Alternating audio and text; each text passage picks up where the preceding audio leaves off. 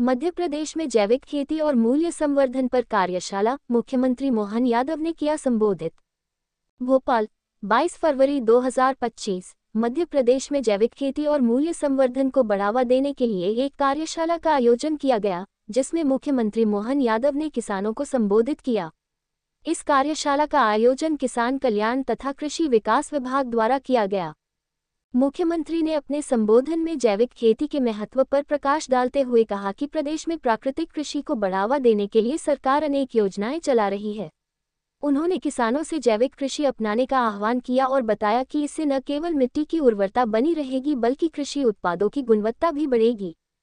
इस कार्यशाला में कृषि विशेषज्ञों ने जैविक खेती की आधुनिक तकनीकों पर विस्तृत जानकारी दी। इसके साथ ही किसानों को उनके उत्पादों के उचित मूल्य संवर्धन और विपणन के तरीकों पर भी जानकारी दी गई। कार्यक्रम में राज्य के कृषि मंत्री, विभागीय अधिकारी और सैकड़ों किसान उपस्थित रहे। इस दौरान जैविक खेती को बढ़ावा देने के लिए सरकार द्वारा दी जा रही सहायता पर भी चर्चा की गई।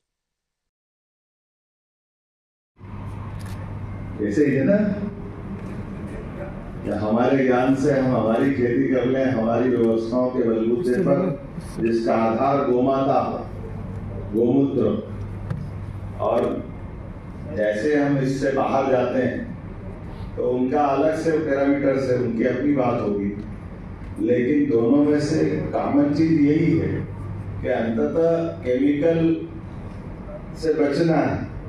रसायनों का अनावश्यक उपयोग ये हमारी सारी व्यवस्थाओं को बिगाड़ रहा है।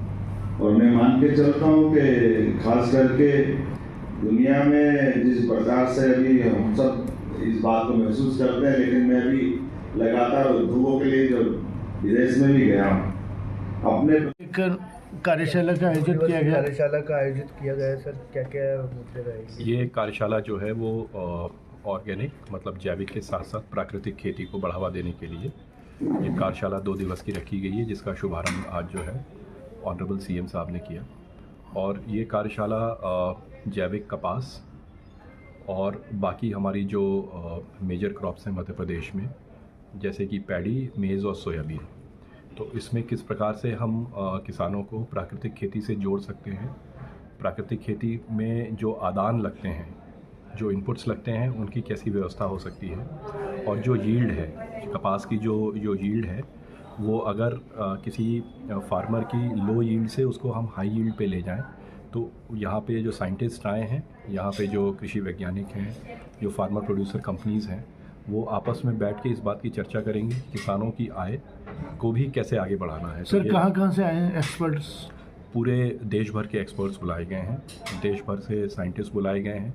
सर्टिफिकेशन के लिए हम लोगों ने एपीडा जैसी जो प्रमुख संस्था है भारत सरकार की, उनके प्रतिनिधियों को बुलाया है, और जो सिविल सोसाइटीज़ हैं जो कि फार्मर्स की कैपेसिटी बिल्डिंग करती हैं, जो उनकी ट्रेनिंग करती हैं और जो उनके सर्टिफिकेशन और मार्केटिंग के साथ लग के फार्मर्स को उनकी फसल का अधिक मूल्य दिला सकते हैं, ऐसे ऑर्गेनाइजेशंस को भी बुलाया गया। सर, आज सीएम साहब ने क्या घोषणा की? घोषणाएं तो उन्होंने ये बात इस चीज़ के ऊपर फोकस रखा है कि किस तरह से आपको ऐसी और भी कृषि आधारित जो उद्योग हैं, उन कृषि आधारित उद्योग को कृषि विभाग और हॉर्टिकल्चर विभाग मिलके किसानों को प्रेरित करें, उनकी कैपेसिटी बिल्डिंग करें और मार्केट से लिंकेज कराएं। इसी के साथ साथ जो हमारी पुरानी पद्धतियां हैं खेती की, जो कि गाय के ऊपर आधारित हैं और जो जिसको काऊ इकोनॉमी बोलते हैं, तो जिससे कि दोनों हमारे ट्विन गोल्स मीट आउट हो सकें कि हमारी पुरानी संस्कृति से भी हमारे फार्मर्स जुड़ सकें और साथ ही साथ वो नवीन तकनीक्स भी हम इस्तेमाल कर सकें, जिससे कि हमारा बाज़ार भी सुलभ हो सके किसानों के लिए। तो उस पर कृषि विभाग को कार्य करने के निर्देश प्राप्त। सर, जैविक खाद पे कितने किसान अपने एमपी में काम कर रहे हैं? जैविक, देखिए जैविक तो हमारा जो पूरा निमाड़ है उसमें निमाड़ और मालवा में जैसे कई सारे ज़िले हैं, ऐसे जैसे आगर मालवा है, हमारा खरगोन, खंडवा, यहाँ पे जो कपास होता है पूरे देश का, आप लोगों ने आज सुना भी होगा, पूरे देश का जो ऑर्गेनिक कपास हो रहा है उसका आधा तो मध्य प्रदेश ही कंट्रीब्यूट कर रहा है।